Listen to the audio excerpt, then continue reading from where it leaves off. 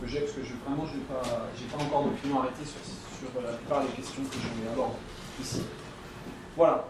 Donc,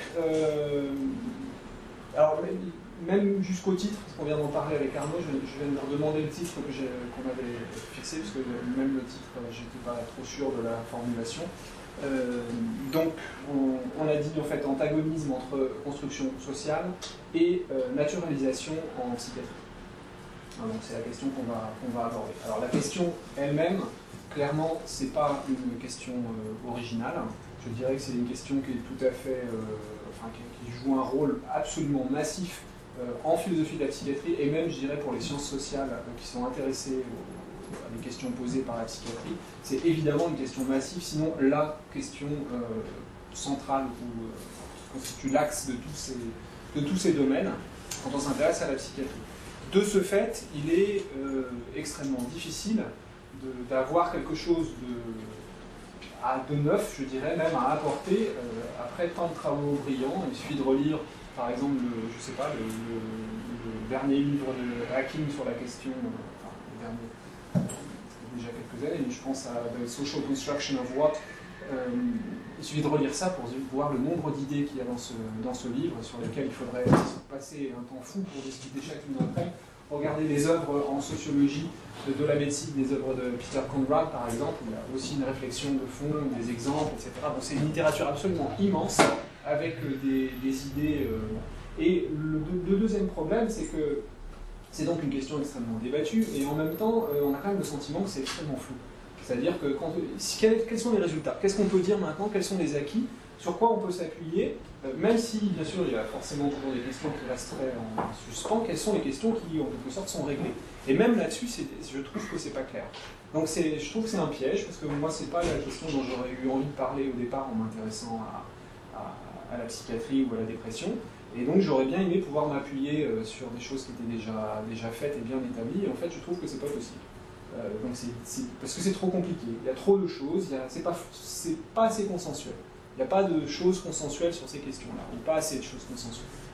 Voilà, donc c'est un peu dans cet esprit-là que je suis arrivé à étudier cette question, un peu, je dirais, contraint et forcé, en fait, parce qu'elle est effectivement centrale, et puis sans trouver de choses vraiment satisfaisantes. Voilà, ou un petit peu définitives, en tout cas, même provisoirement consensuelles. Donc, ce que je vais faire, c'est que je vais essayer de vous présenter d'abord, je dirais, deux grandes idées de départ qui sont pour moi quand même des acquis, des choses qui ont été établies avant, qui ne sont pas toujours des principes, disons, qui ne sont pas toujours respectés par tout le monde, mais qui ont été établis par d'autres, et qui, à mon avis, sont importants. Et puis, très vite, ce que je vais essayer de faire, c'est vous proposer 8 thèses qui, pour moi, sont en discussion. Donc sur lesquelles, qui je pense me permettraient à moi d'aboutir au raisonnement qui me plairait bien de pouvoir établir, et dont je pense qu'elles sont suffisamment consensuelles, mais c'est ça que je voudrais tester en fait avec vous. Est-ce que il y en a une que vous refusez de me concéder, en quelque sorte? S'il y en a une que vous me refusez, ça va être difficile pour moi d'établir la conclusion que je veux établir. Voilà. Alors je vais commencer par un premier point qui serait presque une suggestion, je dirais, de la philosophie de la psychiatrie à la sociologie de la médecine. C'est vraiment très simple, et je pourrais le représenter sous la forme, et je vais le représenter sous la forme d'un schéma. Il me semble que en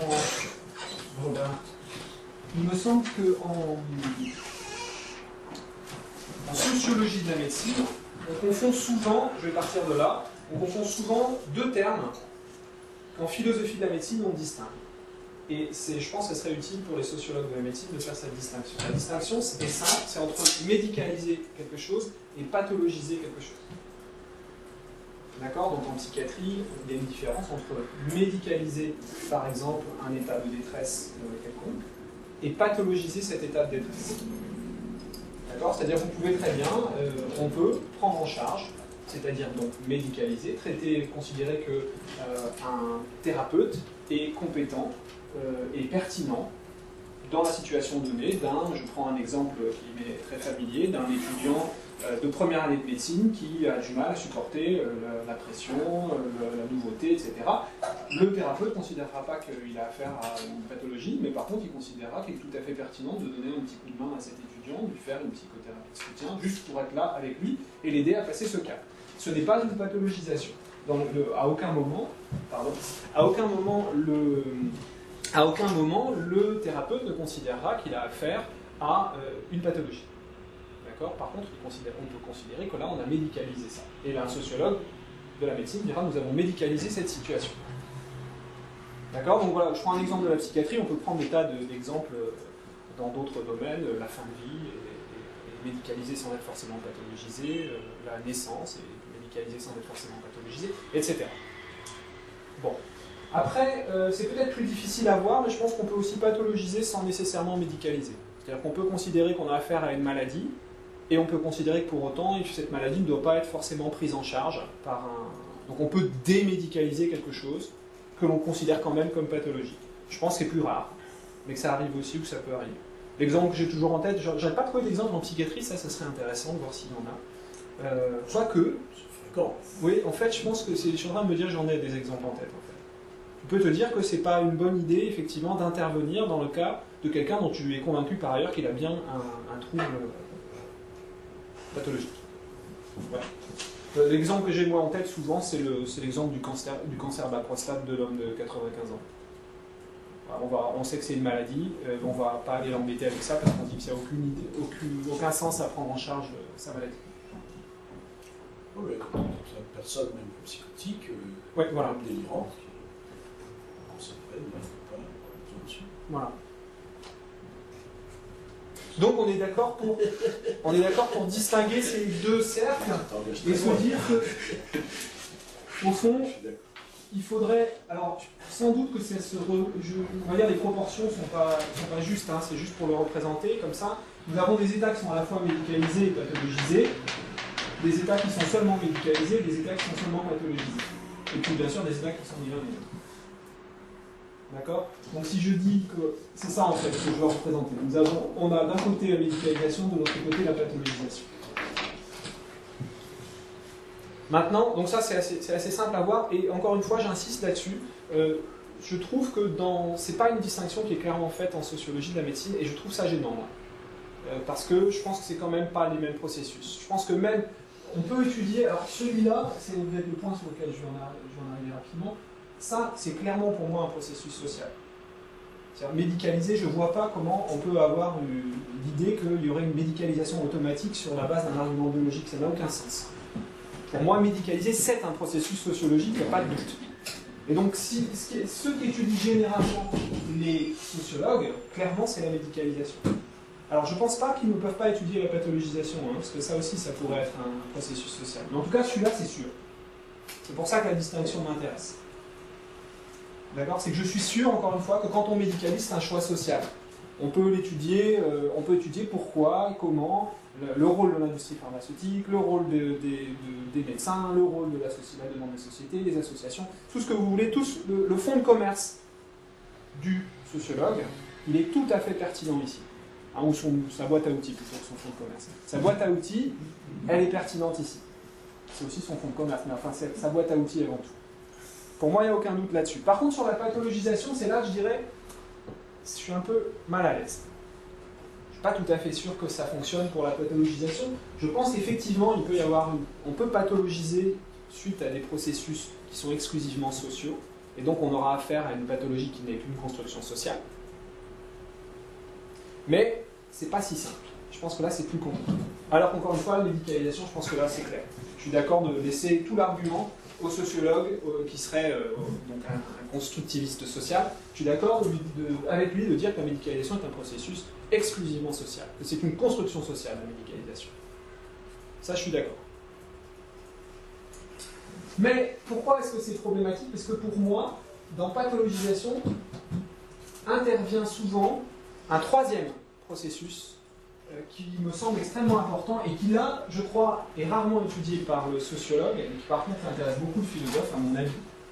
C'est, je vais le représenter comme ça, c'est ce que j'appellerais la naturalisation. C'est-à-dire qu'il y a Ce troisième, alors donc, du coup, il y a des phénomènes aussi qui sont naturalisés sans être ni médicalisés ni pathologisés. Qu'est-ce que ça veut dire naturalisation? Ici, je ne vais pas rentrer trop dans le détail parce que je pense que ça nous emmènerait trop loin. Je vais en plus y revenir et puis ça serait... bon, c'est le point auquel j'aimerais aboutir après, c'est d'étudier ce que c'est exactement que la naturalisation. Pour le dire très rapidement, je pense que c'est assez difficile aujourd'hui en médecine et en psychiatrie en particulier, de pathologiser un état sans l'avoir naturalisé. C'est-à-dire sans avoir considéré avant qu'on pouvait avoir une explication en termes de faits naturels du phénomène dont nous parlons. Je sais que c'est un petit peu vague de le dire comme ça, mais je crois que c'est pas, on ne peut pas juste dire, par exemple, aujourd'hui, et même il y a 40 ans, on ne pouvait pas dire, ou même 50 ans ou 60 ans, c'était impossible de dire, par exemple, que l'homosexualité était une pathologie, sans avoir un argumentaire derrière qui était une explication, un modèle, quelque chose en termes causaux qui rendrait compte du fait que certaines personnes vont l'être et d'autres pas. D'accord? Est-ce que ça suffit pour dire que c'est pathologique? À l'évidence, non. Mais est-ce que c'est nécessaire pour dire que c'est pathologique? Je crois que oui. Je pense qu'on aurait pu s'en passer à un moment donné, mais il faut au moins avoir un argument qui ressemble à un prétexte pour pathologiser, peut-être. Mais il faut un modèle naturel. Par naturel, pour être tout à fait clair, et surtout en psychiatrie, par modèle naturel, je n'entends pas nécessairement un modèle biologique. Modèle naturel, ça peut très bien être un modèle psychopathologique. Pour moi, c'est aussi un modèle qui naturalise le phénomène, c'est-à-dire qu'on considère que c'est un fait naturel dont on peut avoir un modèle explicatif, causal généralement. D'accord? Donc voilà, ça c'est le premier point. Alors, j'allais dire le plus simple, mais il y a plein de choses déjà là qui sont pas évidentes à... Voilà, il faudrait démêler. Mais voilà en gros la première idée que je voulais proposer. Donc j'ai dit, je vais présenter 2 idées et 8 thèses. Donc là, c'est la première idée. Deuxième idée, donc je vais la mettre ici. En regardant maintenant, donc j'ai oublié de le dire en introduction, mais je pense que ça va de soi, donc on a clairement, en philosophie de la médecine en général et de la psychiatrie en particulier, il y a clairement 2 camps, en gros quand même, qui sont d'un côté les gens qui sont plutôt proches de ce qu'on appelle le constructivisme social ou constructionnisme social, c'est-à-dire des gens qui considèrent que des pathologies mentales, ou une pathologie mentale, ou toutes les pathologies en général ne sont que des constructions sociales. Et puis, des gens qui, de l'autre côté, considèrent que, et qu'on appellera des naturalistes, considèrent que non, ce ne sont pas que des constructions sociales, ce sont aussi des faits biologiques, ou ce ne sont que des faits biologiques, ou peu importe. Après, il y a des détails dans les positions, bien sûr. Bon, j'ai oublié de le dire tout à l'heure. En fait, en regardant de plus près, et en examinant mon propre cas, je ne l'ai pas dit non plus, mais plutôt de naturaliste, c'est ma tendance naturelle, disons, je me suis aperçu d'une chose, c'est que en fait je l'ai vu d'abord chez les autres, c'est-à-dire chez le camp d'en face, les constructivistes. Je me suis rendu compte que les constructivistes utilisaient toujours la même métaphore. Quand ils parlent de ce que c'est, quand ils se demandent finalement est-ce que c'est une construction sociale, ils utilisent toujours la même métaphore qui est la métaphore ce qu'on pourrait appeler en anglais labeling, nommer quelque chose. En fait, je pourrais l'appeler, j'aime bien l'appeler, ça éclaircit les choses, la métaphore cratilienne, si vous voulez, ou cratiléenne du dialogue de Platon, Cratyle, qui discute justement de savoir si les noms sont naturels ou pas naturels, c'est-à-dire si il y a des choses ont un nom en soi ou pas de nom en soi. La thèse, évidemment, quand vous commencez par vous demander si les choses ont un nom en soi, la réponse est forcément non. Et à mon avis, c'est ça. C'est que quand les sociologues le font tout le temps, ils disent toujours pourquoi, quand ils argumentent sur le fait que c'est une construction sociale, toujours ils disent en fait l'acte essentiel c'est celui de nommer ou de définir. D'accord? C'est-à-dire que nous décidons de poser un mot pour désigner comme un ensemble de choses homogènes ces choses-là. Et si vous vous donnez cette métaphore, je pense que d'avance vous donnez la réponse. C'est-à-dire il y a toujours une autre manière de nommer les choses. On peut toujours s'appuyer sur autre chose, autrement, etc. Donc il y a toujours un choix, et donc du coup, le projecteur, il est braqué, non pas sur la chose qu'on essaye de délimiter, mais plutôt sur l'acte de nommer, qui a des déterminants, effectivement. C'est-à-dire on ne nomme pas n'importe comment ou n'importe quoi, on n'a pas des idées au hasard, elles nous viennent de quelque part. D'accord? Donc je dirais la première métaphore, on va l'appeler la métaphore, donc, je ne sais pas comment on le dit, la métaphore on va dire du label, hein, si on veut, ou du nom.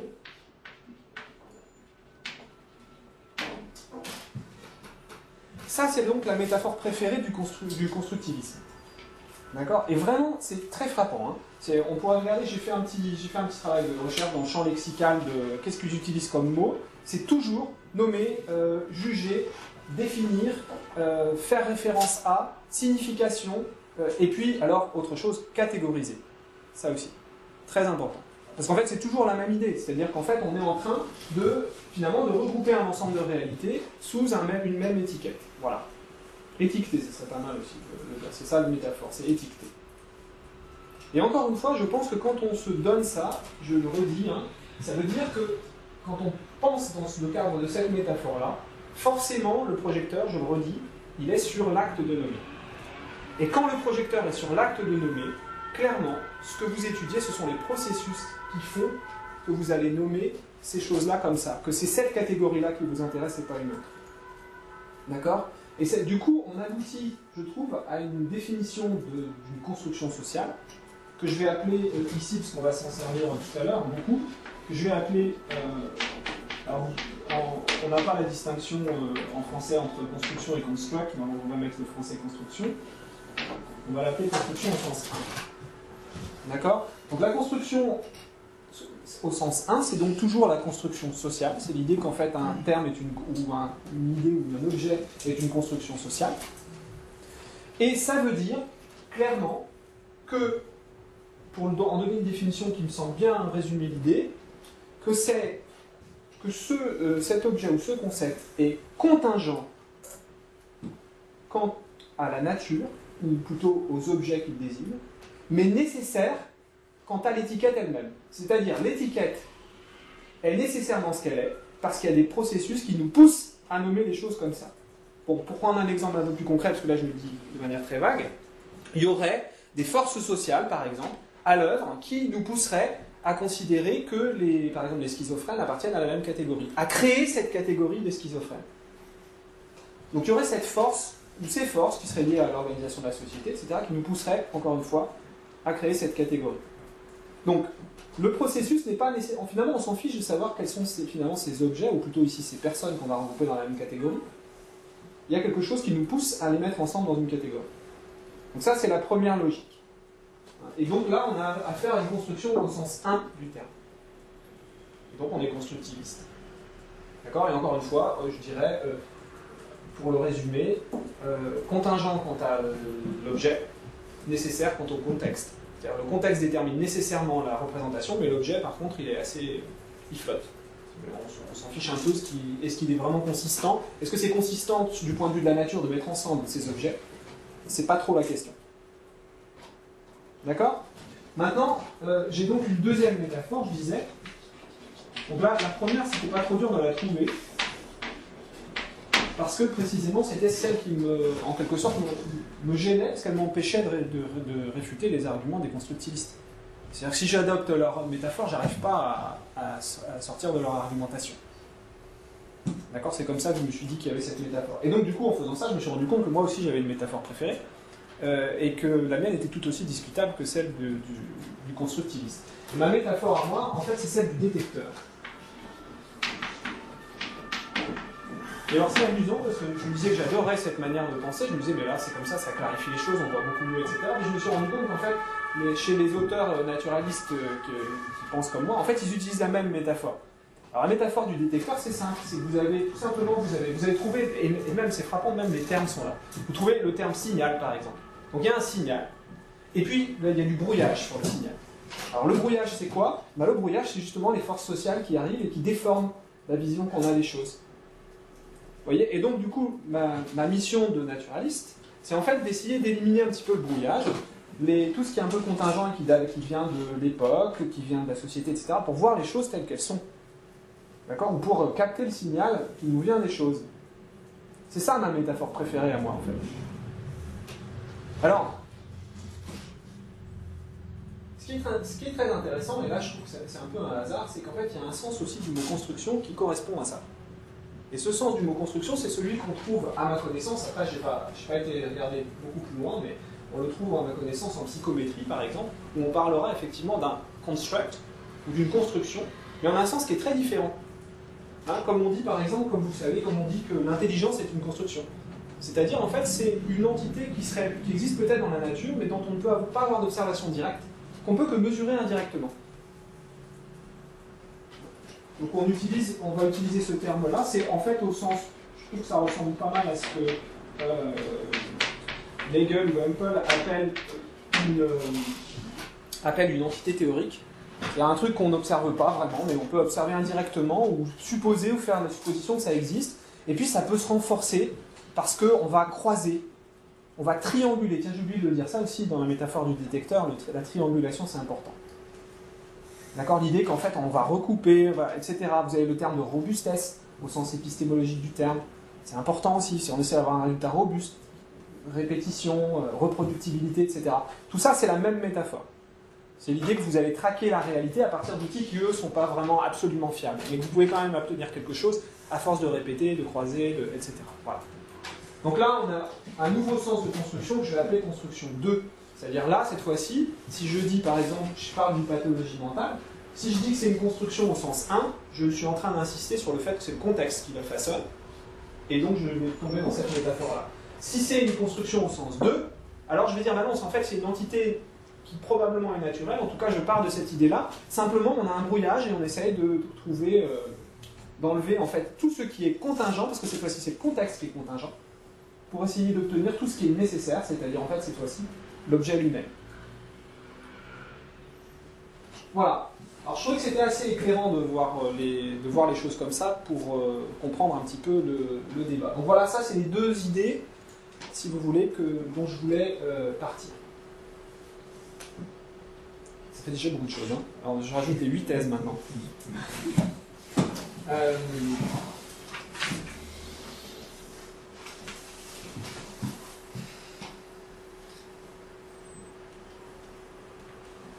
Alors, thèse, je vais essayer de les dire d'abord très rapidement, et puis après on revient, puis ici, et ensuite j'arrête tout de suite en fait.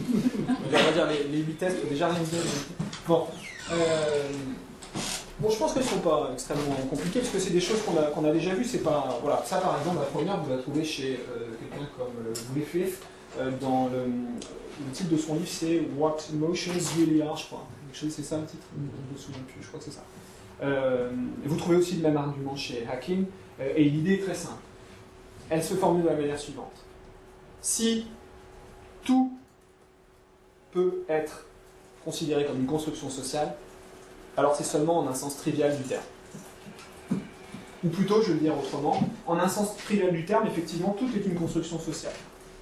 C'est-à-dire au sens où il ne peut pas y avoir de représentation d'un objet qui ne soit conçu dans une société. Donc par des hommes qui sont soumis à des influences diverses et variées, etc., des rapports de force, etc., tout ce que vous voulez. Bon, sauf que, comme le dit Griffith, c'est pas très intéressant, parce qu'effectivement, c'est le cas pour tout.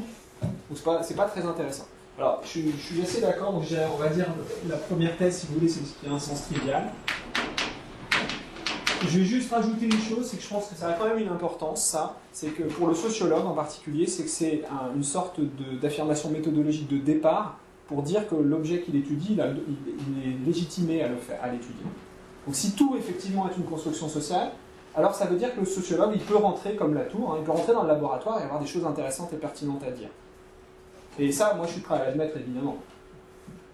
D'accord, sauf que je ne suis pas sûr que ça veut dire autant de choses qu'on voudrait lui faire dire. Mais en tout cas, comme affirmation méthodologique de départ, au sens où le sociologue dit bah, ce terrain-là, j'ai le droit d'y aller moi aussi parce que j'ai des choses pertinentes à dire, eh ben, je suis d'accord.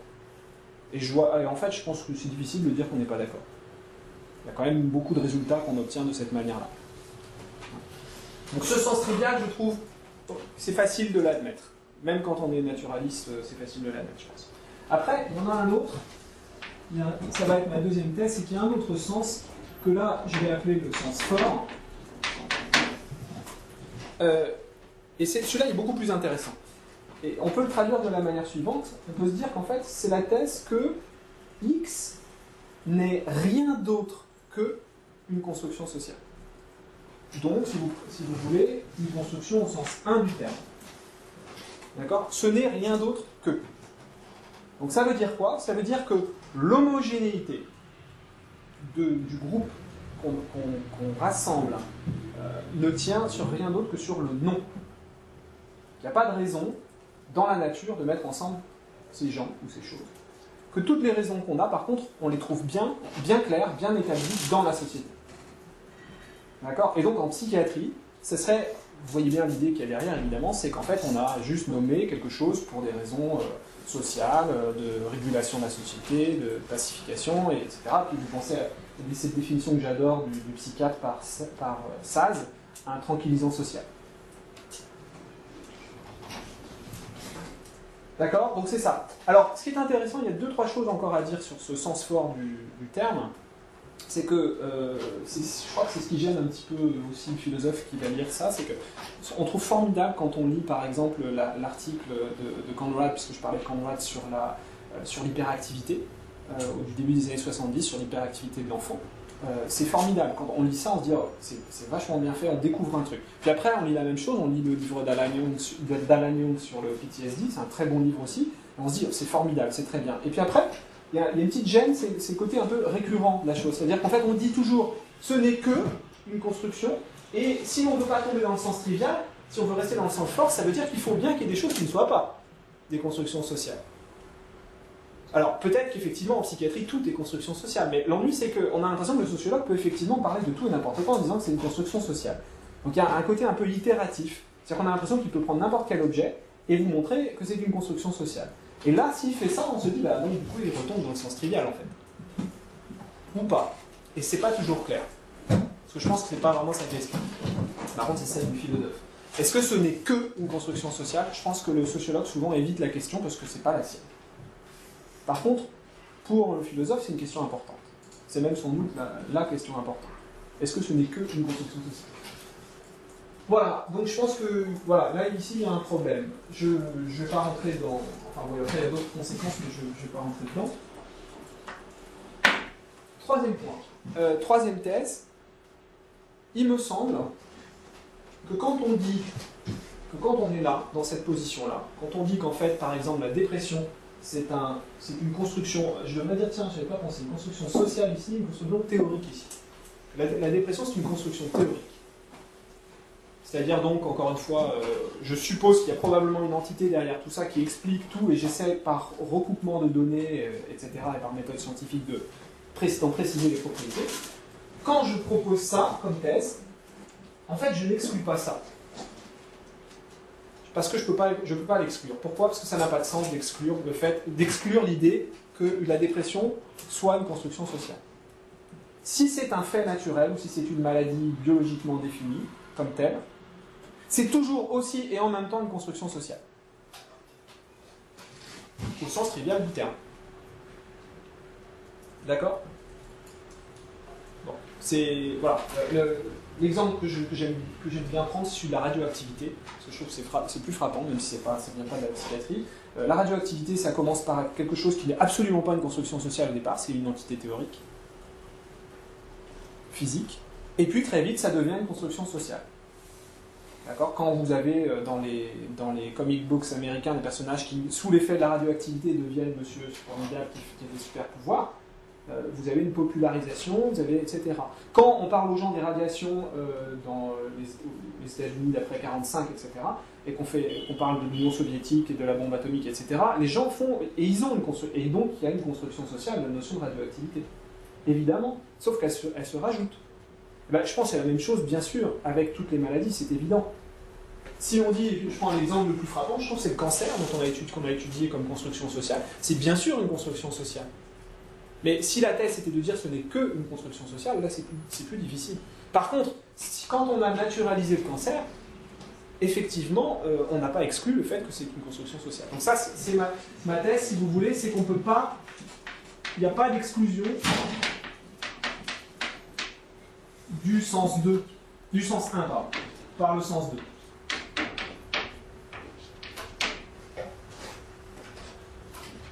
La quatrième thèse, c'est l'inverse. C'est la thèse exactement réciproque. À savoir, quand on a montré au sens trivial du terme que quelque chose est une construction sociale, bien sûr, on ne peut pas exclure que ce soit aussi une construction théorique, solide sur le plan des sciences de la nature. L'exemple est très simple.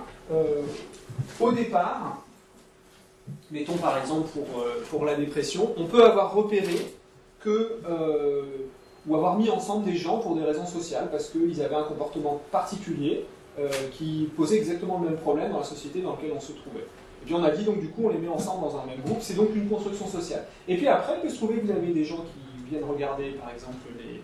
Alors c'est pas arrivé, mais ça aurait très bien pu arriver ou ça peut arriver, qui vont regarder plus précisément comment fonctionne le cerveau de ces gens-là et trouver quelque chose qui n'était pas donc, au départ dans la définition, mais qui effectivement se retrouve partout dans ces cerveaux ou dans la plupart d'entre eux, et seulement chez eux et pas dans les autres. Et là, vous avez une naturalisation sous la forme d'une biologisation, même, donc dans un sens fort du terme, et ça correspond. Pourquoi ? Parce qu'en fait, le détecteur, si je reprends ma métaphore, le détecteur social n'est pas forcément en contradiction avec le détecteur biologique. Ils peuvent très bien se retomber l'un sur l'autre. De la même manière que quand quelqu'un a une jambe cassée, c'est effectivement un phénomène naturel, mais socialement, c'est les mêmes activités qu'il ne va pas pouvoir... si la personne ne peut pas danser, marcher, monter les escaliers, etc., c'est probablement le même problème aussi sur le plan naturel. D'accord ? Donc ça se recoupe, ça peut se recouper. Donc on ne peut pas exclure, et clairement, au sens trivial, il n'y a pas d'exclusion. On ne peut pas exclure que quelque chose est une construction théorique, ou plutôt un objet naturel si vous préférez. Bon, alors la cinquième thèse, c'est un peu la conséquence des deux précédentes. Enfin, c'est pas tout à fait.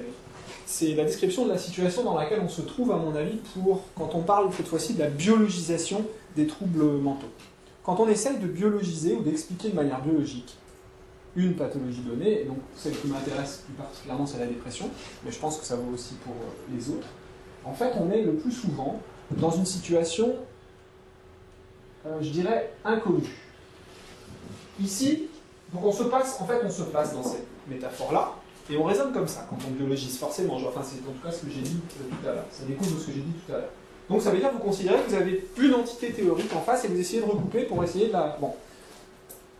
Quand vous êtes dans cette situation-là, en fait, vous ne pouvez jamais exclure que ça ne soit que, donc au sens fort du terme, que ce ne soit que une construction sociale. D'accord ? Moi qui aimerais bien croire qu'il y a des pathologies mentales qui s'expliquent bien biologiquement, je ne sais pas si la dépression est un bon exemple, mais peut-être, je ne peux pas exclure, tant que ce n'est pas vraiment clairement montré, et ça ne l'est pas, je ne peux pas exclure que ça ne soit en réalité qu'une construction sociale. Donc je ne peux pas exclure par exemple que la dépression n'est qu'une construction sociale. D'accord ? Même si je suis en train de travailler, enfin pas moi, mais disons un neurobiologiste, même s'il est en train de travailler, essayer de donner une définition cohérente, robuste, etc., en termes biologiques, il ne peut pas exclure que ça ne soit qu'une construction au sens 1. D'accord ? Et c'est ça, et je pense que le problème, il vient là. Pour moi, fondamentalement, le problème, il vient de là. Parce que je pense que si on arrivait à le faire, et ça va être une des thèses, ça va être la dernière thèse que je vais avancer, si, moi je vous avancerai tout à l'heure, c'est plus simple. Donc si vous voulez, je dirais, c'est la cinquième thèse, c'est une thèse d'indécidabilité, en quelque sorte. Dans la situation. Et ça vient du fait que la naturalisation, c'est un processus. C'est-à-dire c'est en cours, c'est un travail. On est en train d'essayer de naturaliser quelque chose. Et donc, c'est seulement une fois que c'est fait qu'on peut savoir que ça pouvait vraiment se faire. Et quand on est en train de travailler, quand un scientifique travaille à essayer de naturaliser la dépression par exemple, eh ben, il ne peut pas savoir que ça va aboutir à un succès. Le fait même qu'il y travaille ne montre pas que la chose est effectivement un objet naturel. Et ça, il y a un petit paradoxe ici, parce qu'on se dit que si on se dit quand même qu'on est en train d'étudier les faits naturels, on est en train d'étudier le cerveau. Et le truc, c'est que oui, on étudie les faits naturels et le cerveau, mais ça ne veut pas dire qu'on a réussi à naturaliser l'objet qu'on croit naturaliser, c'est-à-dire la dépression. Sixième thèse. Alors ça c'est... Je pense que ça peut se dire assez rapidement. Je dirais que c'est la thèse... Je vais l'appeler la thèse conscience-science de Canguilhem. savez la phrase très célèbre de Canguilhem, il n'y a rien dans la science qui soit d'abord apparu dans la conscience.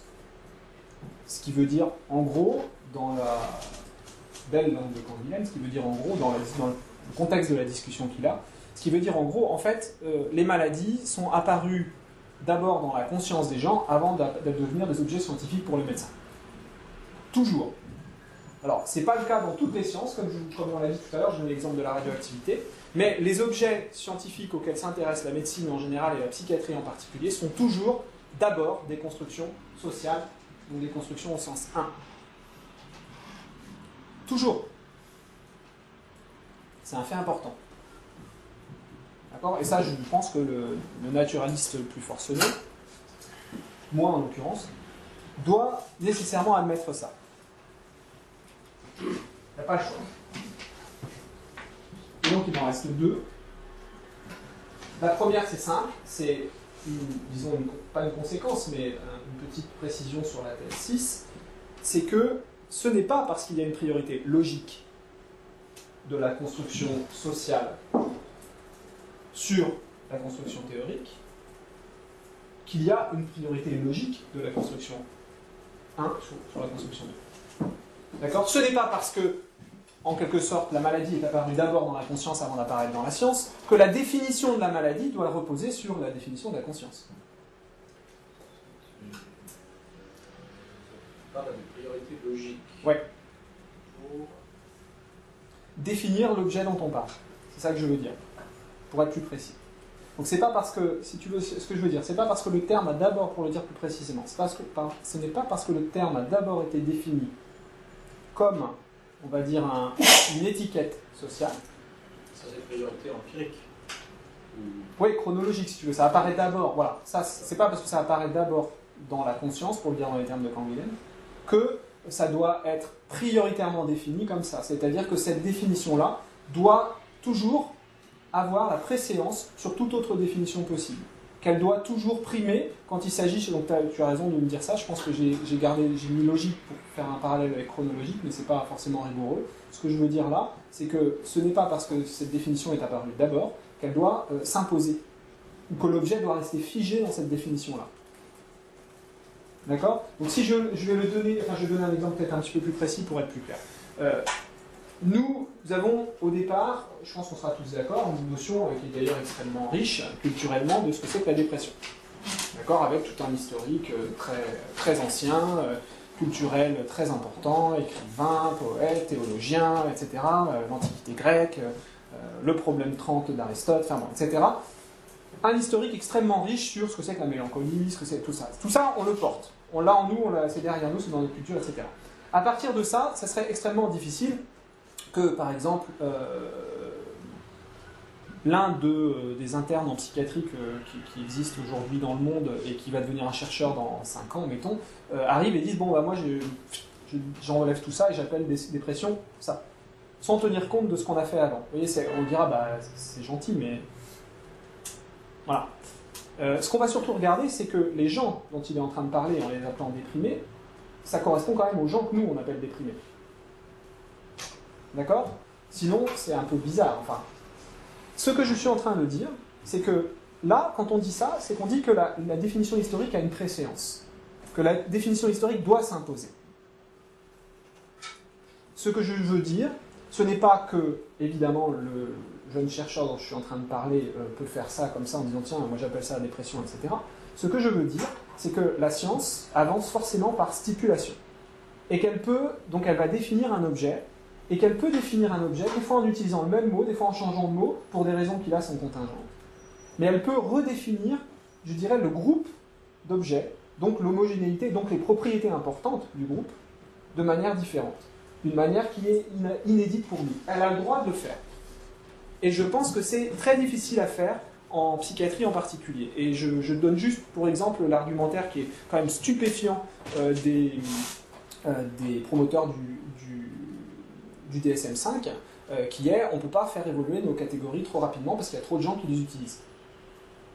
C'est incroyable. Ça a trop de conséquences de changer les catégories. Bon, c'est incroyable, c'est un argument pragmatique, hein, mais c'est absolument incroyable du point de vue scientifique. C'est-à-dire, En gros, clairement, ça veut dire, bah, oui, c'est vrai, on a découvert d'autres trucs qui nous poussent plutôt à remettre en cause nos catégories, mais on ne peut pas les changer trop vite parce qu'il faut quand même que les gens aient le temps de suivre.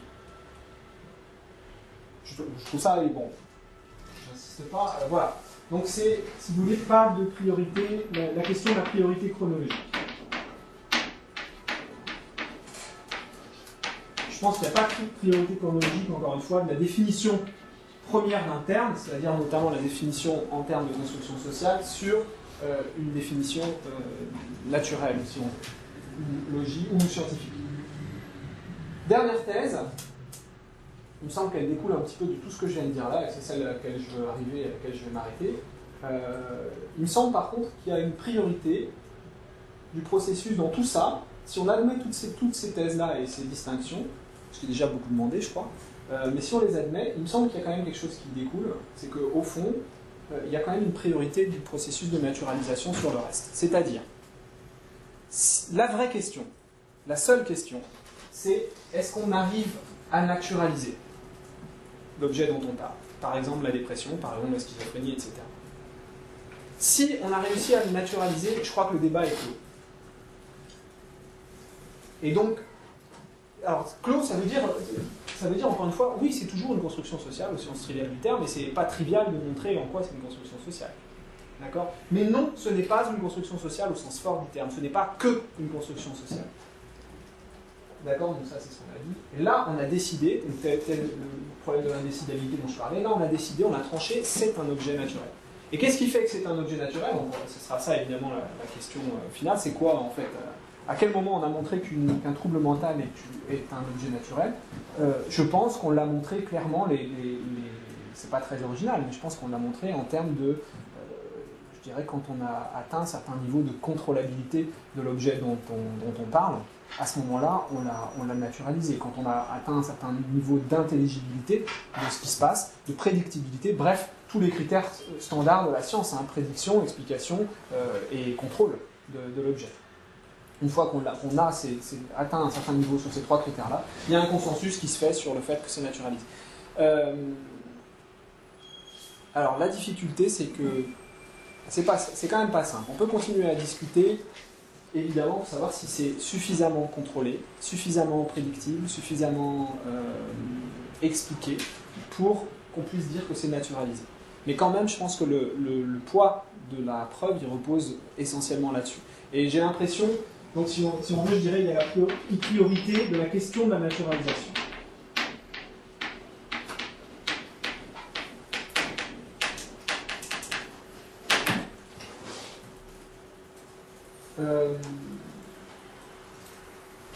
Alors, du coup, je terminerai là-dessus, je pense que ça montre une limite de départ, en fait, un point qui me gênait là dans les flottements des sciences sociales, et donc essentiellement de la sociologie quand on étudie un objet qui va être une maladie mentale, c'est que, donc je l'ai évoqué tout à l'heure, hein, donc au sens trivial, bon, ok, c'est pas très intéressant, sinon comme affirmation méthodologique. Au sens fort, c'est intéressant, mais on peut toujours douter. Et surtout, le problème, je crois, c'est qu'en fait, le sociologue n'a pas de critères, ne peut pas avoir de critères pour montrer que quelque chose ne serait pas seulement une construction sociale.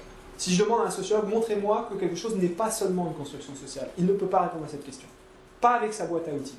C'est pas possible. Donc il est condamné, à cause de sa boîte à outils, il est condamné à montrer que quelque chose est une construction sociale ou à n'en rien dire.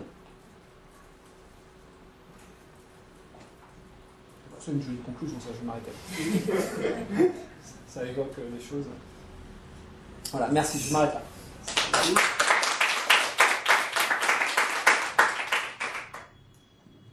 Alors, il y a un ensemble de 8 thèses. Hein.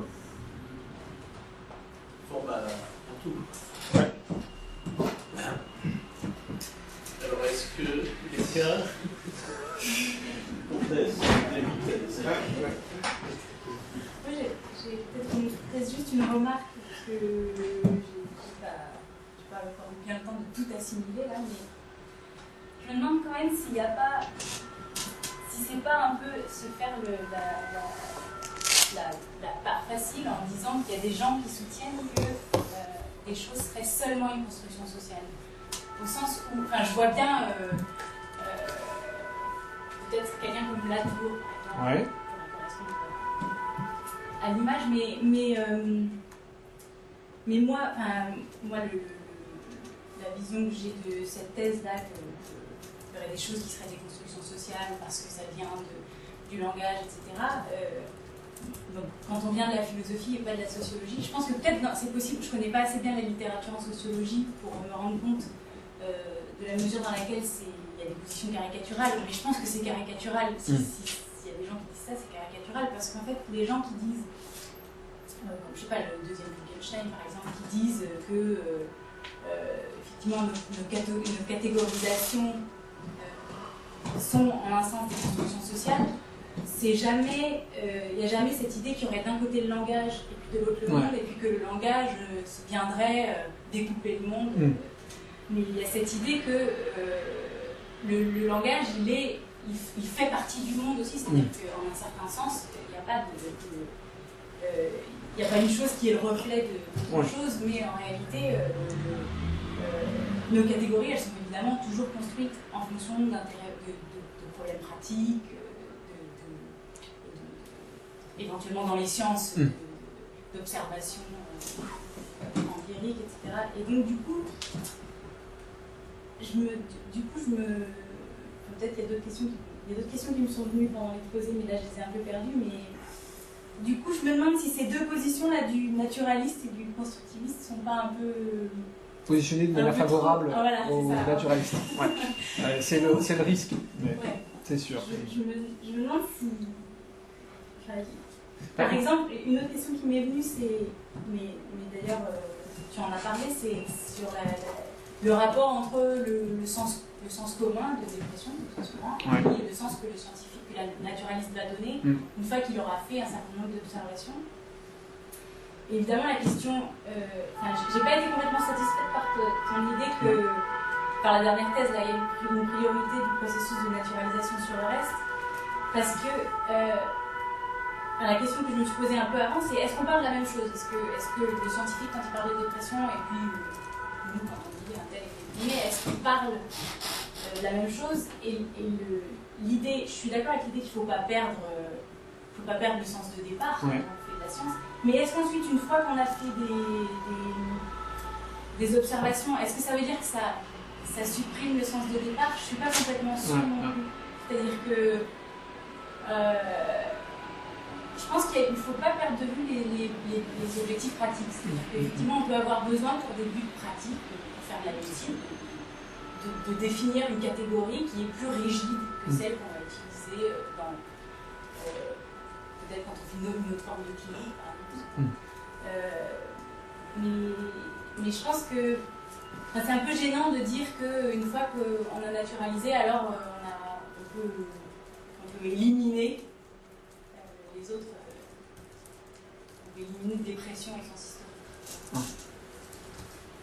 Bon, alors sur le premier, en fait, j'avais encore à l'esprit ce matin l'idée que j'allais avancer 9 thèses et j'en ai enlevé une. En fait, le truc, c'est qu'effectivement, tu as raison, pour autant que je sache, et je ne suis pas un je suis pas un spécialiste de ce domaine qui est effectivement immense, de la sociologie de la médecine, mais clairement, pour ce que j'ai lu, dans tous les textes que j'ai lus, il y a effectivement déjà un éventail de positions important. C'est-à-dire qu'il y a effectivement des gens, ils sont pas... Alors, il y en a qui défendent des thèses radicales, dures, sur toutes les maladies sont des constructions sociales, et même carrément, rien n'est autre chose que construction sociale.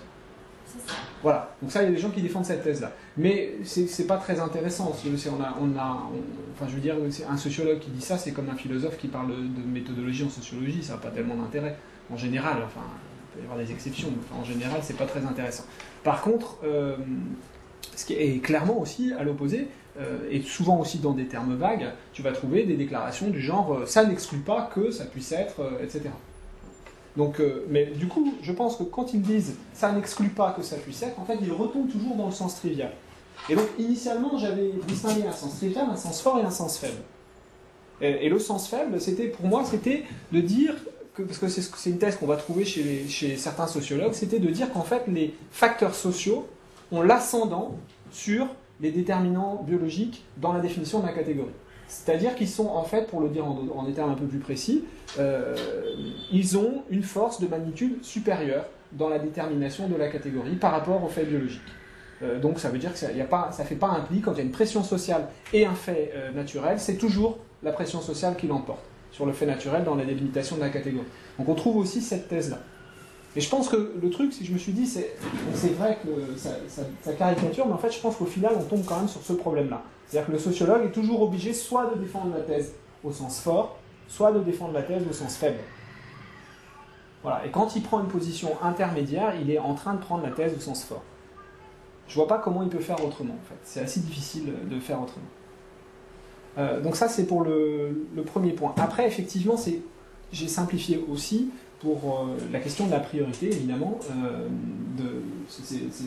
Évidemment, il faut développer ça énormément. Hein. Mais l'exemple que j'ai en tête, j'ai des exemples en tête médicaux, mais pas psychiatriques.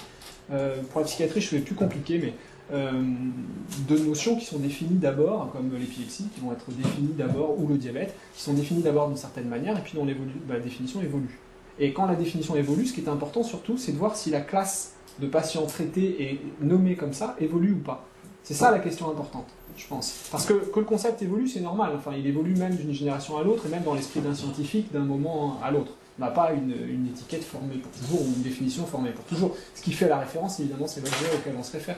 Et donc, du coup, la question, c'est est-ce que tu gardes en tête la même population? Est-ce qu'elle est stable, pas stable, etc. Et je pense que ce qui poserait vraiment un gros problème, avec mon exemple du jeune psychiatre qui viendrait réinventer la psychiatrie, ce qui poserait vraiment problème, c'est pas qu'il propose une définition différente, c'est qu'en fait, il ait une extension différente pour les concepts auxquels il prétend se référer. Je pense que c'est ça qui serait gênant. Et après, je pense qu'effectivement, tu peux avoir deux objets différents. Mais c'est pas toujours bien clair, parce que là encore, le fait d'avoir deux termes différents ne veut pas dire que tu as deux objets différents ou deux classes différentes. Non, enfin, juste pour rebondir, après je vais la parole aux autres, mais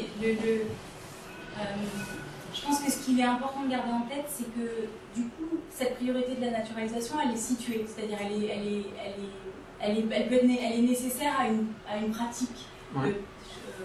Comment dire autrement, par exemple, effectivement, elle peut mener à distinguer des catégories dans la dépression. Ouais. On n'avait pas un groupe de gens qu'on appelle dépressifs, et puis on observe qu'en fait, il y a des différences biologiques, et puis du coup, on va faire des distinctions, mais je pense que c'est important de garder en tête que c'est pour des objectifs scientifiques, pratiques, et que comment dire, c'est que ça disqualifie pas le concept de départ. Voilà, c'est ça. Je suis d'accord. Bien sûr. C'est-à-dire que ça me fait penser à ce livre de Pierre Casounogues, je ne sais pas si tu le connais, qui s'appelle Lire le cerveau. Ouais. Et lui, il appelle ça neuro-science-fiction. Et son expérience de pensée est la suivante. Il dit, bon, imaginons qu'on a inventé un lecteur de cerveau. Ouais. Qui fait qu'on n'a plus besoin de demander aux gens ce qu'ils pensent, on a juste à utiliser le lecteur de cerveau. Et il dit du coup, ce qui évolue, ce sont aussi nos concepts, c'est-à-dire que du coup, le concept de l'intention ou de la douleur, c'est plus pour savoir si t'as mal, j'ai plus besoin de te demander si t'as mal, mais c'est le lecteur de cerveau qui devient un critère. Et du coup, si le lecteur de cerveau dit que t'as mal et que tu dis non, j'ai pas mal, c'est quand même le lecteur de cerveau qui décide, et du coup, ça veut dire que les concepts aussi ont évolué. Et enfin voilà, c'était... Mais on les élimine pas pour autant, c'est-à-dire les anciens concepts, on les élimine pas. Oui, oui ou non, enfin, ça c'est un peu une affaire d'histoire de l'évolution des concepts, mais disons que c'est pas il n'y a pas un moment où, puisqu'on a déterminé que dans la dépression il y avait tel et tel facteur, ça ne veut pas dire que ça va forcément affecter. Oui, je suis d'accord. Ce que je veux dire, c'est juste qu'il y aura une priorité malgré tout par rapport au débat. Ça ne veut pas dire que ça s'impose par rapport à l'utilisation des mots. Il faut surtout pas figer. Je pense que justement un des problèmes que j'ai évoqué là, c'est de vouloir figer à un moment donné la classe dont on parle et éventuellement sa définition aussi. Ici, je crois que quand on dit qu'il y a une priorité à la naturalisation, ça veut dire qu'on refuse de figer aussi les choses. Sinon, parce que la naturalisation, ça veut aussi dire qu'on admet le fait qu'avec les découvertes scientifiques à venir, on peut à nouveau remettre en cause la définition qu'on a proposée. Et donc c'est à partir du moment où tu t'empares, par exemple, si tu prends l'exemple de diabète que je prenais, que j'avais en tête, alors le terme lui-même est de formation savante, donc c'est Hippocrate qui va définir ce truc, c'est lui qui l'observe en premier, etc. Ok. Ensuite, il y a évidemment, bien sûr, une construction sociale qui se fait sur la notion et puis qui a explosé après 45, on va dire, pour nous, pour faire vite. La notion évidemment scientifique du diabète, elle a complètement évolué au point que ça n'a plus rien à voir avec la définition étymologique. Parce que la définition étymologique est basée sur un symptôme qu'on observe maintenant rarement et qui n'est pas du tout celui qui va être considéré comme cardinal dans le diabète. Donc le mot est en quelque sorte vidé de sa substance, en tout cas au moins de sa définition étymologique première, mais complètement vidé. C'est complètement oublié. Mais ça, c'est un processus scientifique. C'est vrai que c'est pas le sens social qui a été éliminé. Après, je pense que le sens social peut aussi être éliminé, mais peut aussi bien ne pas l'être. Il n'y a pas de raison que la naturalisation ne s'impose pas au sens où elle élimine le premier sens du mot. Par contre, elle s'impose pour nous dans les débats. Si on se pose la question, est-ce que c'est une construction sociale, si on a démontré que c'est une réalité naturelle, je vois difficilement comment on peut dire ce n'est qu'une construction sociale. Oui. On ne peut pas dire ce n'est que, mais on peut dire c'est une construction sociale. On n'abandonne pas, voilà. Ouais. Dans la mesure où on décide. Il y a quand même une décision sur le concept. C'est comme pour l'eau. L'eau c'est H2O, mais l'eau qu'on boit, c'est pas vraiment H2O. Ouais. Donc il y a cette idée que quand on est dans la pratique scientifique, il va falloir que ce soit H2O. On peut avoir besoin que ce soit H2O absolument, mais ça ne veut pas dire que... Qu'on élimine H2O, eau plutôt. Que eau n'a plus tous les autres sens que... Bien sûr. Tu peux avoir dans d'autres situations. Oui, dans d'autres situations, bien sûr.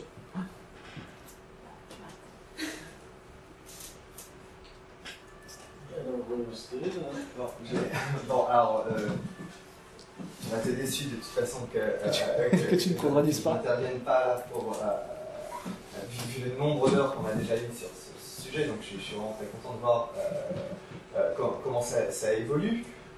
Et la chose qui me rappelle justement tous les débats qu'on a eus, c'est que là, ce qui est impressionnant, c'est que tu veux régler vraiment le problème d'un point de vue disciplinaire. C'est presque ce qui t'intéresse, c'est la guerre des sciences, donc sociologie des sciences d'un côté, philosophie de l'autre, et d'une certaine manière, ce qui m'embête, c'est ce côté de systématisation, vraiment de deux pôles très nets, où il y aurait, et là-dessus, ton travail d'épistémologue, tu es à la fois quelqu'un qui prendrait comme ça, qui regarderait la guerre de haut, en disant, voilà, il y a les deux camps, et en même temps, tu reconnais toi-même que tu es parti pris dedans, tu es clairement d'un côté... alors que moi, j'aurais tendance à prendre cette question-là vraiment de manière beaucoup plus locale, c'est-à-dire en regardant sur la dépression par rapport à la schizophrénie, qu'est-ce qui se passe, et à prendre les luttes de manière dynamique, c'est-à-dire pas opposer les sociologues et les philosophes, mais de dire qu'est-ce qu'ils apportent chacun de manière locale, et qu'est-ce qui... c'est-à-dire que, comme dans tout progrès scientifique, la lutte et la concurrence théorique est productive. Donc ça, c'est juste sur la question de cette guerre, et voilà, et je voudrais juste développer rapidement deux points sur tes deux idées principales par rapport à cette guerre, en disant que, vu que tu es parti pris, peut-être que tu ne t'accordes pas suffisamment à ton adversaire. Ce serait juste ça ce que je voudrais dire, donc je vais faire l'avocat du diable, si tu veux. Alors, je ne suis pas sociologue, donc je ne peux pas parler à la place des sociologues, mais juste à partir de ces deux idées, de montrer que pour un sociologue, il y aurait des arguments, en tout cas, à opposer. Alors, ta première idée consiste à dire que pour un philosophe, il y a sens à distinguer maladie, pathologisation, naturalisation, et je t'ai parfaitement suivi là-dessus, il y a une clarté conceptuelle qui s'impose, et tu regrettes qu'elle ne se trouve pas du côté des sociologues. Le problème, c'est que les sociologues s'intéressent non pas à la clarté conceptuelle, ils s'intéressent aux discours tels qu'ils sont produits de manière très ambiguë, ils s'intéressent à la porosité des pratiques, et ils pourraient très bien te dire que tes beaux cercles, là, quand on regarde en réalité, quand on étudie les textes, eh bien en réalité, on a trois cercles qui sont pratiquement toujours superposés. Et donc à partir de là, qu'est-ce que tu fais de cette belle distinction conceptuelle? C'est que si, dans les textes, les sociologues analysent le fait que quand on parle de médicalisation de la grossesse, en réalité, c'est pratiquement la même chose que pathologisation de la grossesse, ils vont dire, bon, c'est bien beau de faire des distinctions, mais concrètement, en réalité, que ce soit les médecins, que ce soit les institutions, eh bien, les concepts sont presque intervertis. On peut les intervertir sans perte. Et c'est ça qui les intéresse, c'est comment les concepts sont mobilisés en pratique. Et donc, ma première question, c'est ça, c'est les cercles, qu'est-ce qui se passe si, du point de vue sociologique, les points de regroupement sont... Enfin voilà, on pourrait même pas dire qu'on aurait des cercles, on aurait des chambres, et qu'on n'aurait pas cette belle clarté. La deuxième, concernant la deuxième idée, c'est... Alors, je suis d'accord pour dire que le détecteur, c'est une métaphore. Par contre, du point de vue du sociologue, pourquoi, quand il considère qu'il cherche à travailler sur des catégorisations, sur le fait de nommer, etc., pourquoi tu parles de métaphore? C'est pas une métaphore, là, c'est le boulot même du sociologue. Le boulot même du sociologue, c'est de dire, voilà, c'est catégorisé comme ça, et donc, il répondrait, mais j'emploie pas une métaphore par rapport à ça, je décris comment les catégories sont faites. Et tu vois, donc, si tu prends, à partir du moment où les deux idées de base sont changées, j'aimerais, voilà, la question c'est qu'est-ce qui en découle pour les thèses, pour les 8 thèses. Et en gros, mon idée générale, je pense que mon souci, si tu veux, c'est que, et ça rejoint la considération de Valérie, c'est que le problème, c'est que tu mets trop de monde dans l'autre sac. C'est qu'il y a sociologue, il y a programme fort de sociologie, des sciences, c'est pas la même chose. Bien sûr. Il y a aussi antipsychiatre. À un moment, tu dis, les sociologues cherchent, non, antipsychiatre. Non, c'est un naturel. Et en fait, dans la construction sociale, je pense que ce serait intéressant que tu reprennes, tu citais Yann Hakim tout à l'heure, des différents degrés qu'il y a construction sociale. Parce qu'il parle, voilà, il y a un constructionnisme historique, il y a un constructionnisme ironique, etc.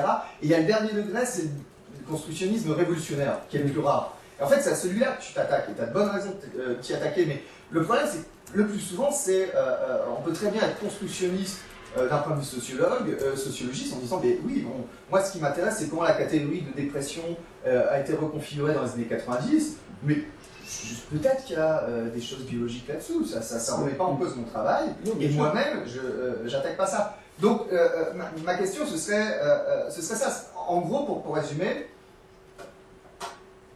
tu opposes nature à étiquetage.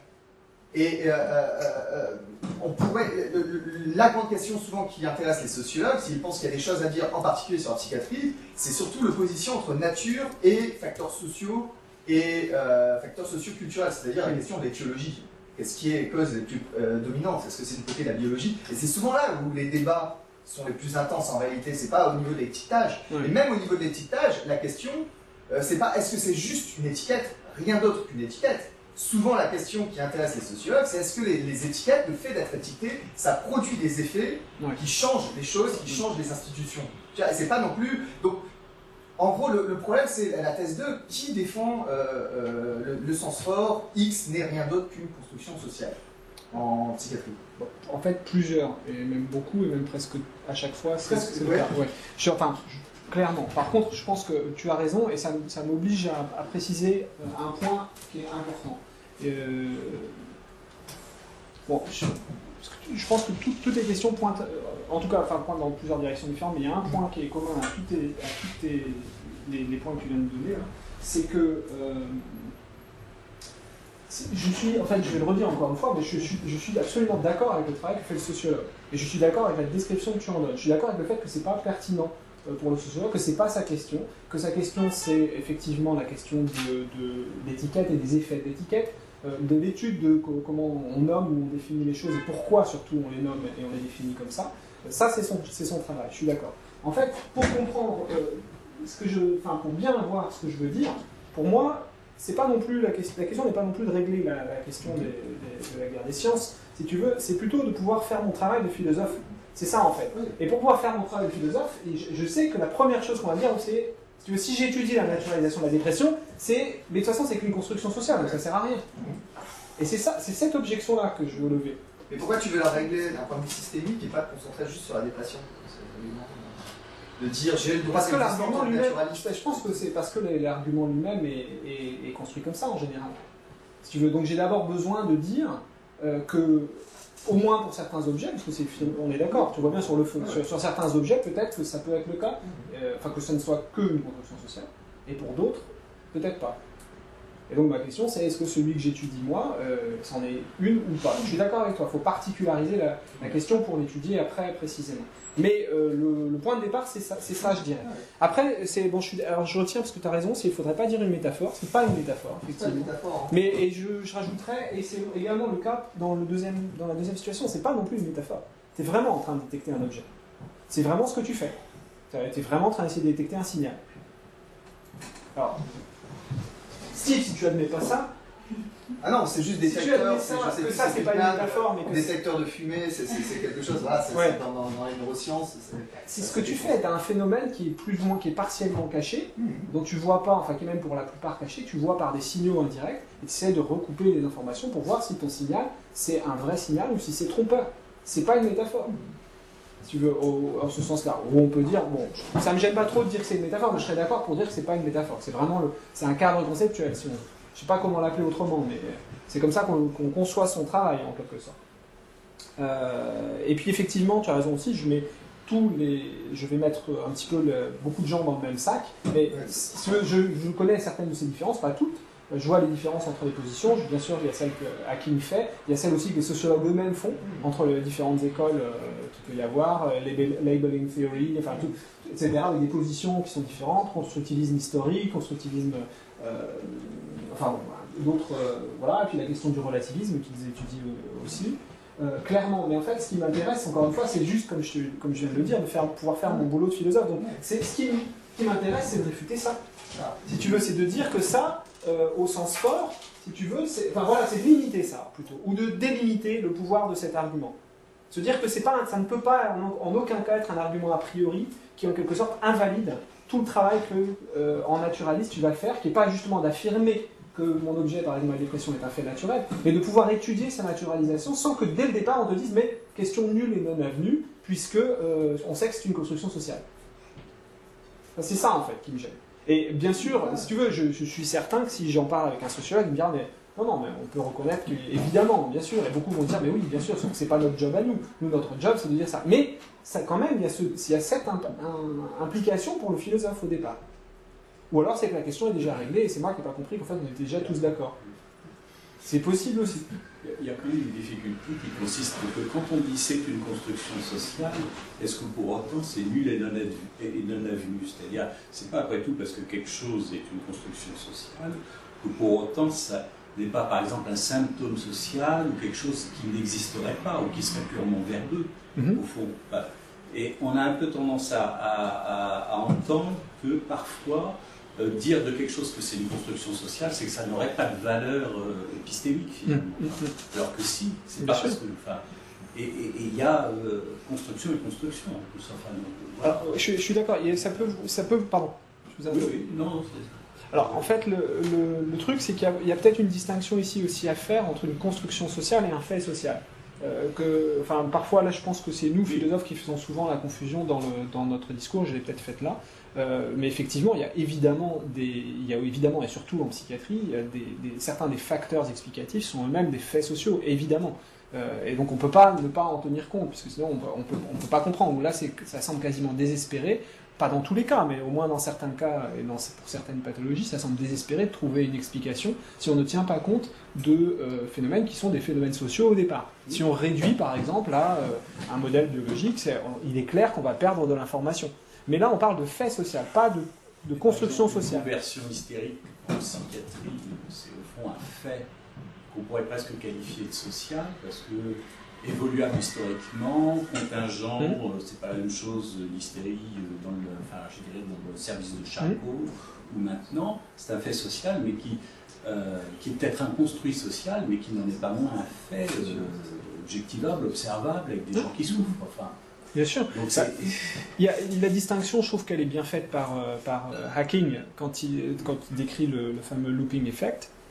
Donc l'effet de boucle du fait de nommer ou d'étiqueter quelqu'un avec un comportement et une description donnée de ce comportement impacte ce comportement lui-même. Donc là, ce qui s'est passé, c'est qu'on va avoir un phénomène social qui va influencer le comportement de quelqu'un. Mais il y a au départ un étiquetage. Et donc étiqueter comme ça, c'est de faire une construction sociale. Après, l'autre phénomène, c'est un fait social. Je dirais. Enfin, voilà, il y a cette distinction-là, je pense. En sociologie, la fameuse prophétie auto-réalisatrice de Merton, avec qui consulte comment une banque fait faillite parce que les clients n'ont plus confiance, etc. Ça entraîne la faillite de la banque. Au fond, on a un fait social qui est en même temps une construction mentale collective et qui aboutit à un... Alors effectivement, ça revient à faire dans la science et avec construit théorique, un peu la même chose au fond qu'en sociologie. Mais ça n'en existe pas moins, ça n'est pas moins, ça n'en est pas moins quelque chose qui n'est pas simplement purement verbeux. Je suis d'accord, oui. Et pour autant, ça n'est pas non naturel non plus. Oui, ça c'est aussi une conséquence, en effet. Oui. La distinction, bon, après ça j'en ai pas parlé non plus parce que j'en suis pas là, mais je me demande effectivement dans quelle mesure je ne présuppose pas aussi une distinction trop nette entre faits naturels et faits sociaux. C'est-à-dire les faits sociaux sont aussi pour moi des faits naturels, c'est-à-dire en un sens du terme naturel, et donc du coup c'est la distinction, je ne suis pas sûr qu'elle tienne complètement ou jusqu'au bout. Enfin, ce que je dis, pour moi, il y a deux formes de sociologie. Il y a la sociologie des faits, enfin c'est comme ça que je le comprends, c'est qu'il y a la sociologie des faits sociaux, qui en fait est une science naturelle pour moi, et puis il y a la sociologie des constructions sociales, c'est-à-dire celle qui regarde comment les gens se représentent les choses. Et là, c'est pas une science sociale, c'est pas une science naturelle, c'est autre chose. Mais en préparation d'un chapitre, mais pour clarifier ta position d'épistémologue dans ton chapitre, est-ce que ça ne vaudrait pas la peine à un moment d'envisager la question d'un point de vue transdisciplinaire, c'est-à-dire de s'opposer à la tour, construction du fait scientifique, avec les quarks, les électrons, parce que c'est là où ça prend sens, parce que si on dit que les électrons sont construits, d'accord, alors après la dépression est construite, c'est beaucoup moins embêtant pour le psychiatre qu'auparavant, quoi. Si après tout, si les quarks sont construits, pourquoi on s'embêterait à rechigner, pourquoi on rechignerait d'accorder ça, tandis que ce qui est intéressant, c'est au contraire, si toi tu es prêt à considérer que les quarks ne sont pas construits, que le diabète c'est pas une construction, que le sida c'est pas une construction, mais par contre que la dépression ça peut, c'est-à-dire voir de manière différentielle, bien sûr, ça envoie. C'est ça que veut dire sens fort. Moi, alors j'ai pas insisté, c'est vrai, mais ça. Mais ça sort pas seulement dans la psychiatrie, mais autour, voilà. L'ontologie. Clairement, ça veut dire que si tu admets, le sens fort, il est forcément délimité, sinon c'est bien le sens faible. C'est ce que tu as voilà. dit, Il faut forcément que ce soit seulement certaines choses par opposition à d'autres. Et donc mon point, dit en d'autres termes, c'est que je pense, c'était ma conclusion, c'est que je pense que le sociologue, je ne vois pas comment il peut avoir les armes pour faire la distinction. Pour lui, c'est forcément. Non, mais pourquoi tu veux ça? Je comprends pas. Non, mais il peut te dire. D'abord, il y a le travail de sociologue, c'est un travail empirique avec une méthodologie qui est parfaitement établie, etc. De l'autre côté, il y a le programme fort. Et encore, je pense que ça vaudrait vraiment la peine de distinguer. Et même dans le programme fort, la tour, c'est pas si idiot que ça. Et il y a des vraies considérations ontologiques. C'est-à-dire que quand tu dis il y a nommé et puis s'intéresse pas à la chose, mais tout le fond du problème, c'est l'écart entre les mots et les choses. C'est ça le point central de l'écart. Et il y a des vraies réflexions sur l'ontologie. Des réflexions ontologiques qui sont développées par des sociologues, par certains sociologues qui ont une branche un peu, une orientation un peu métaphysique, mais parce que c'est des questions qui se posent aussi. Mais pourquoi tu voudrais que le sociologue il tombe forcément dans le sens fort?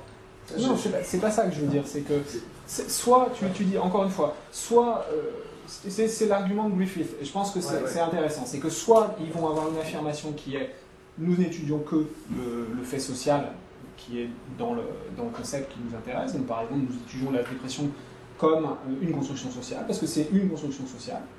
C'est aussi, mais on ne s'intéresse pas au fait de... On ne dit pas, peut-être c'est aussi. Et ça, tu le trouves clairement pas mal. Conrad, par exemple, à cette position-là, il va te dire, je pense que c'est aussi, pour pas mal d'entre les catégories que j'ai étudiées, c'est aussi des faits biologiques. Mais c'est pas ma question, si tu veux. Moi, j'étudie en quoi c'est, par exemple, il peut te dire ça sur.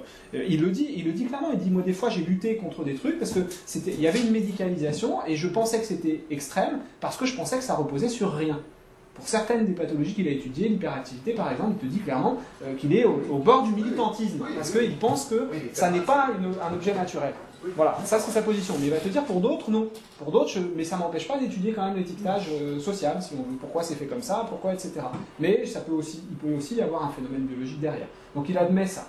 Ok. Donc ça, il y a les gens qui vont te dire ça. Puis il y a des gens qui te diront aussi, avec des affirmations claires, ce ne sont que, et il n'y a que des constructions sociales. Mais tout ce que je veux te dire, c'est juste que moi, ça ne me pose pas de problème d'étudier encore une fois le phénomène comme une construction sociale. Il n'y a pas de souci avec ça. Avec cette thèse-là. C'est pas un problème. Là où c'est un problème, c'est quand tu commences à utiliser le sens fort pour un cas particulier et que donc tu as un sens polémique dans lequel tu vas dire, et ça que d'habitude, c'est la distinction que fait Griffith. Il dit clairement ça. Il dit en fait, pour que ce soit intéressant, pour que en fait, tu lises le travail du sociologue ou que le travail du sociologue soit intéressant, il faut qu'il y ait une dimension de dénonciation de quelque chose qui se prétend être un fait, ou qui prétend être un fait biologique, et qu'il n'est en réalité que. C'est pas forcément le... Non, je suis d'accord. C'est Parce que, pour ça qu'il y a un sens. le domaine de la dépression, le travail des sociologues consiste pas... Le plus souvent, en fait, ce qui manquerait, il faudrait peut-être rajouter dans une thèse, c'est les enjeux sociétaux de cette question-là, du débat lui-même. Parce que souvent, si le but des sociologues, s'ils acceptent de rentrer dans la polémique, c'est parce qu'ils ont produit un certain nombre de recherches, d'études de terrain, mais c'est aussi souvent parce qu'ils disent, bah voilà, par rapport à un discours officiel qui, je sais pas, consiste à proposer des solutions médicamenteuses, il apparaît que nos travaux montrent que la dépression, ça apparaît dans une certaine niche sociale, dans certains facteurs, et qu'il y a d'autres possibilités de la prendre en compte. Pareil pour les maladies cardiovasculaires. Si les anthropologues sociologues montrent que c'est la sédentarité qui est un facteur très important, du coup, ils pourraient dire, on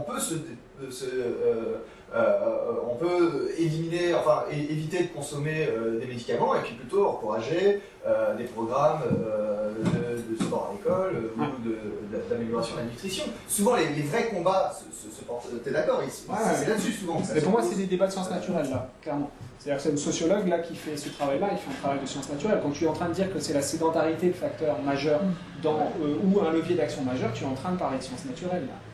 Tu es en train de parler de faits naturels. Tu mets dans ton camp les 90% des sociologues de ce qu'ils font. Bah tant mieux. Ça me va bien. Oui, alors moi aussi, j'ai plutôt tendance naturaliste comme toi, hein, donc, mais je vais quand même évoquer un argument, on va dire, du camp en face, pour simplifier. Tu as fini là-dessus et tu l'as pas tellement évoqué, c'est que à partir de quand on décide que ça a été naturalisé, hein, et ce qu'on va dire, c'est que la décision, elle est sociale. Qu'il va y avoir, enfin, voilà, donc, et là, comment est-ce que comment tu sors de ça? Je pense que c'est... Oui, on pourrait dire qu'il y a une décision sociale, mais je pense que je suis pas sûr que ce soit exact. En fait, je crois que c'est à partir du moment où l'étude de l'objet comme construction sociale ne ferait plus aucune prise, nous semble complètement dérisoire. C'est-à-dire on n'est pas censé changer quelque chose aux pratiques, ou etc. C'est à ce moment-là, je pense. On se dira que ça a été naturalisé. Mais c'est vrai que c'est pas clair. Parce que, je pense qu'il y a quand même, je crois que quand même, il y a, encore une fois, comme je l'ai dit, ça n'exclut pas, je me répète encore une fois, ça n'exclut pas qu'on continue à considérer que c'est aussi une construction sociale. Moi je crois qu'il y a possibilité d'une naturalisation et que, effectivement, quelque part elle a la priorité.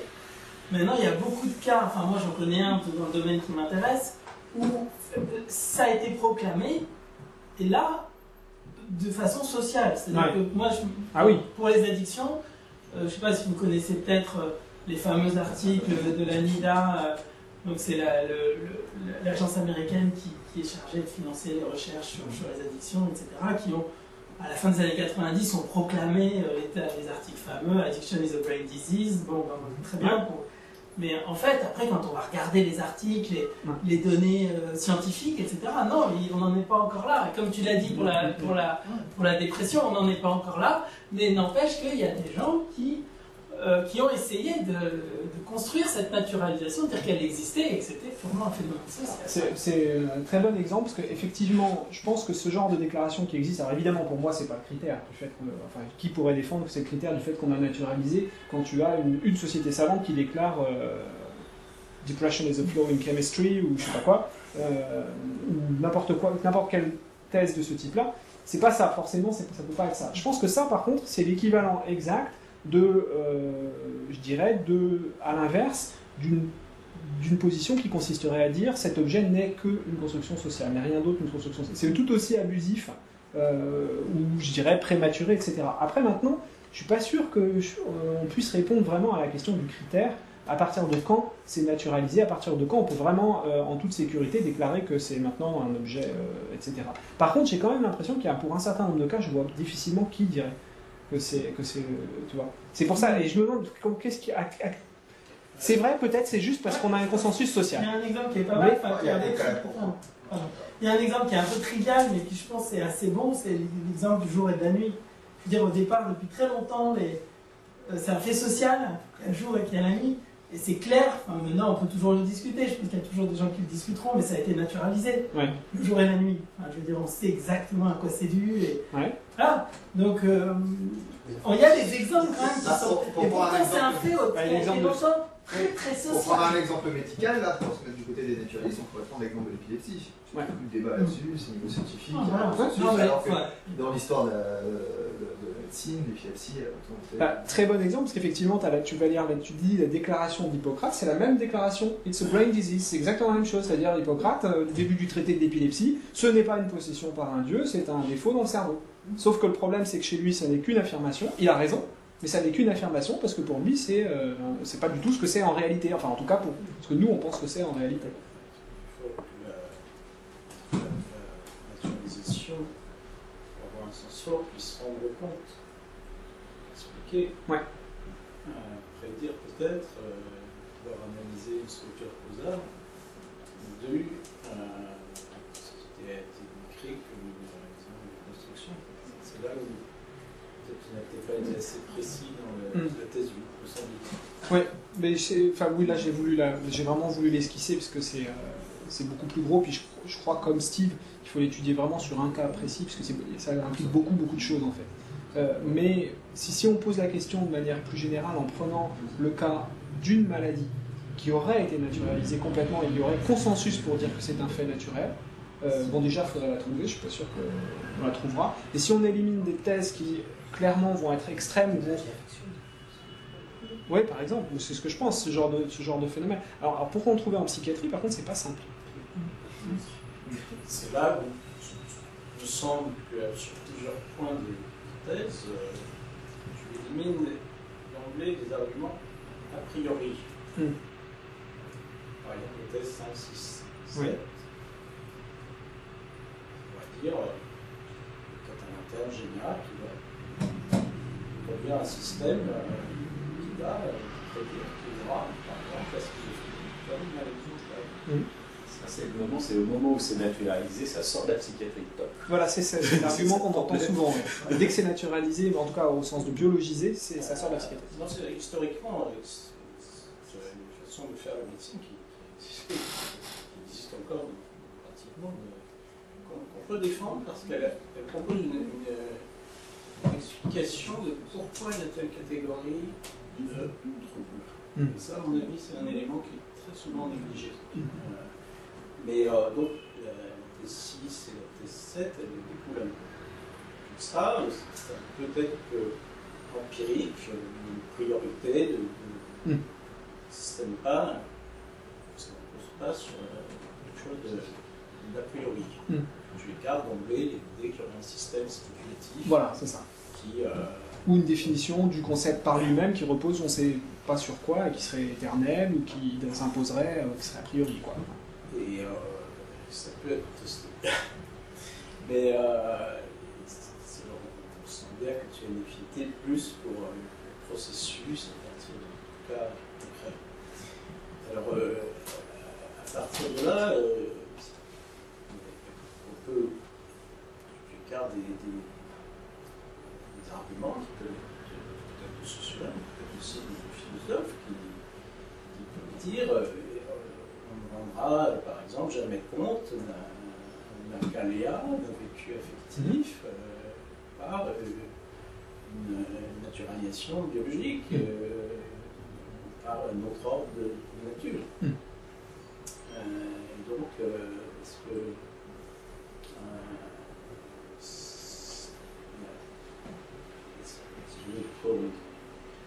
d'où tu écartes toutes ces possibilités d'arguments généraux a priori sur je vois l'argument du qualia pour moi, enfin des qualia plutôt, pour moi, enfin, c'est juste une extension, enfin c'est juste une question de savoir que contient la nature. C'est-à-dire est-ce qu'elle contient, on va dire la nature plus les qualia ou juste la nature sans les qualia. C'est-à-dire est-ce que les qualia c'est une construction du langage ou est-ce que c'est un fait naturel. C'est un peu la même question qu'on pourrait poser. Et donc si tu poses au départ qu'il y a des qualia ou si tu poses une argumentation qui est du type, par exemple, on ne peut pas démontrer qu'il n'y a pas de qualia. et l'expérience immédiate et directe montre qu'il y en a et point à la ligne pour une position de ce type-là, je pense que c'est rien d'autre que de dire qu'il y a des faits en plus dans la nature que certains ne veulent pas considérer comme des faits, et qui ont un statut particulier d'être en quelque sorte isolés, et par conséquent de ne pas pouvoir entrer dans les méthodes habituelles de démonstration de la naturalité d'un fait, c'est-à-dire robustesse, recoupement, triangulation, etc. Parce que tu ne peux pas trianguler, pour moi le problème c'est ça, c'est que tu ne peux pas trianguler les qualia. S'ils existent, tu ne peux pas les trianguler, donc... Disons de façon, pas se marquer sur les qualia, mais de façon générale, est-ce qu'il y a un ordre de la nature, soit biologique, psychologique ou autre, qui puisse se rendre compte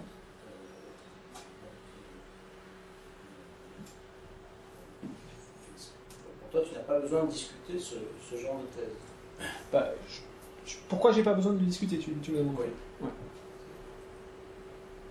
Je vois pas comment je pourrais trancher la question, mais en fait... J'ai pas l'impression d'avoir besoin de trancher cette question. Tu trouves qu'il y a besoin, que c'est nécessaire? Je sens qu'il y a un présupposé, donc tu as le droit de prendre ce prérequis.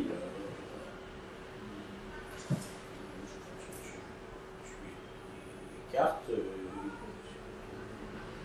forme de discussion, je dirais peut-être spéculative, mais qui serait un ordre a priori sur qui ont un impact, qui peuvent tous avoir un impact sur les différentes thèses. Je suis d'accord.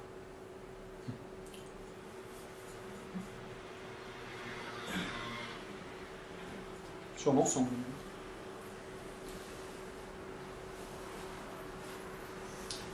Bon. Juste si je peux rajouter un petit point, parce que j'ai oublié de le dire tout à l'heure, pour une réponse à un argument important de Steve tout à l'heure, sur la distinction entre médicalisation, naturalisation et... En fait, je suis d'accord, ça serait très gênant si c'était effectivement montré que dans tous les cas, ça se... Ou du moins, je t'ai répondu juste en disant, mais pour le philosophe c'est important, pour le boulot du philosophe, pour le sociologue ça peut ne pas l'être. Je pense que pour le sociologue ça peut l'être aussi. J'ai un exemple en fait, je pense que c'est difficile, si tu ne distingues pas ces trois choses, c'est difficile de comprendre justement ce qu'on vient d'évoquer, c'est comment est-ce qu'on attribue à la psychiatrie telle ou telle pathologie. Et l'exemple que j'ai en tête c'est la maladie d'Alzheimer. Parce que c'est très compliqué, parce que le psychiatre n'est pas disqualifié pour la prise en charge de la maladie d'Alzheimer. Donc là, on parle de la médicalisation de la maladie d'Alzheimer. Pour ce qui est de la pathologisation de la maladie d'Alzheimer, je pense qu'elle reste clairement assez floue encore aujourd'hui. Et si tu parles par contre de la naturalisation de la maladie d'Alzheimer, on n'est pas sur des modèles qui appartiennent à la psychiatrie, on est sur des modèles qui appartiennent à la neurologie. Donc sur le plan de la... Tu vois, si tu fais pas la distinction entre les trois, tu vas pas comprendre ce qui est en train de se passer au niveau social. C'est aussi le sociologue se pose la question, pourquoi il y a cette répartition assez floue finalement des tâches autour de la maladie d'Alzheimer. Je pense que tu es obligé clairement de distinguer médicalisation et naturalisation, au moins les deux. J'ai l'impression que là, ça serait pertinent pour essayer d'expliquer ce qui se passe. C'est pas forcément des frontières très nettes, parce que certainement. Si un psychiatre colle des benzodiazépines à quelqu'un qui souffre de dépression pendant des années et que cette personne se trouve développer une maladie d'Alzheimer par la suite, on a à la fois un fait sociologique, pourquoi est-ce qu'on mettait des benzos, il était déprimé, est-ce qu'il y a un rapport pathogénique entre dépression et maladie d'Alzheimer, ça se pose à énormément de niveaux différents. On ne peut pas dire mettre une frontière nette entre les deux. Oui, je suis d'accord. Et ça relève bien évidemment du neurologue aussi. Dernière très courte question. Sauf erreur de ma part, j'ai pas entendu le terme natural kind. Oui, tu as raison. Pourquoi? Parce qu'en fait... Tu veux t'en débarrasser ou tu... Non, si je l'introduis, je vais être obligé de rajouter 20 pages. C'était juste... Ouais. C'est pas que le problème... Ouais, j'essaie d'éviter pour ça, mais parce que je pense clairement, on est dedans quand on se pose cette question-là. C'est une autre manière d'essayer de poser, parce que, je crois que tu partages mes convictions, le terme est quand même maintenant franchement miné. Oui, non, c'est pour ça. Et donc si tu le fais, voilà. Déjà, je prends un terme miné qui est construction sociale, je ne peux pas gérer deux termes minés dans le même chapitre. Qui voulait aussi... Oui. Je pense. Mais c'est la même, je pense que c'est la même question. Le but, c'est clairement de s'en rappeler. Ouais. Je pense. Bon, merci. Merci à vous.